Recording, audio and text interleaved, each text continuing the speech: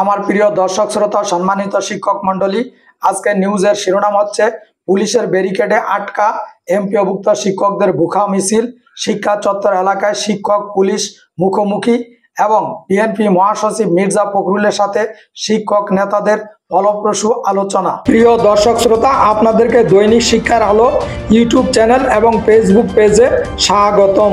প্রিয় দর্শক শ্রোতা সম্মানিত শিক্ষক মণ্ডলী, বাড়ি ভাড়া বাড়ানো সহ 3 দফা দাবিতে এক সপ্তাহের বেশি সময় ধরে বেসরকারি এমপিওভুক্ত শিক্ষা প্রতিষ্ঠানের শিক্ষকরা আন্দোলন করছেন। শুক্রবার দুপুর থেকে অনশন কর্মসূচি পালন করছেন তারা। এবার আন্দোলনরত শিক্ষকরা শিক্ষা ভবন অভিমুখে খালি থালা ও প্লেট হাতে নিয়ে ভুখা মিছিল কর্মসূচি পালন করছেন। রোববার 19 অক্টোবর বিকেলে শহীদ মিনার থেকে শিক্ষা ভবন অভিমুখে তারা এ মিছিল শুরু করেন। এ সময় শিক্ষকদের অনেকের হাতে থালা ও প্লেট দেখা গেছে। মিছিলটি কিছু দূর যাওয়ার পর শিক্ষকরা পুলিশি ব্যারিকেডের মুখে পড়েন এবং পুলিশি ব্যারিকেডের কারণে মিছিলটি আর বেশি দূর যাওয়া সম্ভব হয়নি।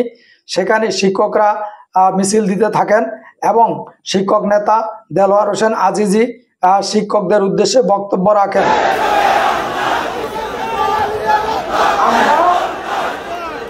আমরা ইতিমধ্যে সরকারকে বলেছি, আশরাফ সাহেব এবং তার সাথে হয়তো কেউ বা ষড়যন্ত্র করে শিক্ষক এবং সরকারকে মুখোমুখি দাঁড় করিয়ে বিশৃঙ্খল পরিবেশ তৈরি করে আরো অনেক দিন এই বস্তরে বসতে চায়।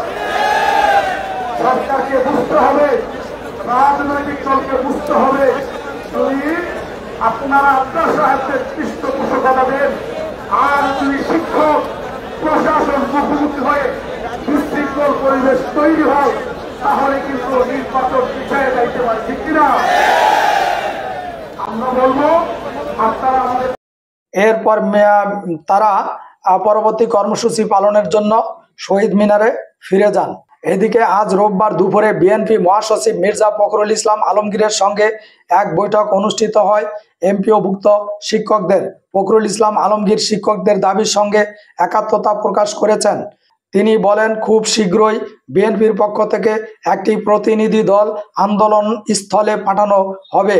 বৈঠক শেষে অধ্যক্ষ দেলোয়ার হোসেন আজিজি বলেন, বিএনপি মহাসচিব আমাদের বলেছেন 2-1 দিনের মধ্যে বিএনপির পক্ষ থেকে একটি প্রতিনিধি দল আমাদের আন্দোলন স্থল কেন্দ্রীয় শহীদ মিনারে যাবেন, আমাদের সঙ্গে একাত্মতা প্রকাশ করবেন, বক্তব্য দেবেন। বিএনপি ক্ষমতায় গেলে শিক্ষকদের জাতীয়করণের দাবি পূরণ করা হবে বলে মহাসচিব শিক্ষকদের আশ্বাস দিয়েছেন। আজিজি বলেন, অর্থ উপদেষ্টা দেশে আসার আগ পর্যন্ত আমরা শহীদ মিনারে অবস্থান করব। বিএনপি মহাসচিব কথা দিয়েছেন ওনার জায়গা থেকে যতটুকু সম্ভব আমাদের সহযোগিতা করবেন। আমরা যমুনা অভিমুখে পদযাত্রা স্থগিত করেছি। এক প্রশ্নের জবাবে দেলোয়ার হোসেন আজিজি আরও বলেন, আমরা বিশ্বাস করি বিএনপির আশ্বাস অবশ্যই বাস্তবায়ন করা হবে। ওনাদের প্রতি আমাদের আস্থা আছে। অন্যান্য রাজনৈতিক দলগুলো আগেই আমাদের সঙ্গে আছে, এখন যেহেতু বিএনপিও আমাদের সঙ্গে আছে, আমরা আশাবাদী। বিএনপি মহাসচিব বলেছেন, আপনারা যে কোনো সময় আমার কাছে আসবেন। আজিজি বলেন, বিএনপি মহাসচিব আমাদের বলেছেন শান্তিপূর্ণভাবে আপনারা আন্দোলন করেন। ওনাকে আমরা কথা দিয়েছি অর্থ উপদেষ্টা আসার আগ পর্যন্ত শান্তিপূর্ণ আন্দোলন করব। প্রিয় দর্শক শ্রোতা ও সম্মানিত শিক্ষক মণ্ডলী, এদিকে 5% বাড়ি ভাড়া দেওয়ার প্রজ্ঞাপন প্রত্যাখ্যান করে আন্দোলন চালিয়ে যাওয়ার ঘোষণা দিয়েছেন এমপিওভুক্ত শিক্ষক কর্মচারীরা। জাতীয় শহীদ মিনারে 8ম দিনের মতো অবস্থান ও অনশন কর্মসূচি চালিয়ে যাচ্ছেন তারা। বাড়ি ভাড়া 20%, মেডিকেল ভাতা 1500 টাকা ও উচ্চ ভাতা 75% বৃদ্ধি করে প্রজ্ঞাপন জারি না করা পর্যন্ত আন্দোলনের হুঁশিয়ারি দিয়েছিলেন শিক্ষকরা। এর আগে গত রোববার 12 অক্টোবর প্রেস ক্লাবের সামনে অবস্থান কর্মসূচি চলাকালে পুলিশের সঙ্গে ধস্তাধস্তি ও সাউন্ড গ্রেনেড নিক্ষেপের ঘটনা ঘটে। ওই ঘটনার পর সোমবার 13 অক্টোবর থেকে সারা দেশে পাঠদান বন্ধ রেখে অনির্দিষ্টকালের কর্মবিরতি শুরু করেন এমপিওভুক্ত শিক্ষকরা। তবে এরই মধ্যে সরকারের পক্ষ থেকে 5% বাড়ি ভাড়া বাড়ানোর কথা জানানো হলেও শিক্ষকরা এমন সিদ্ধান্ত প্রত্যাখ্যান করেছেন।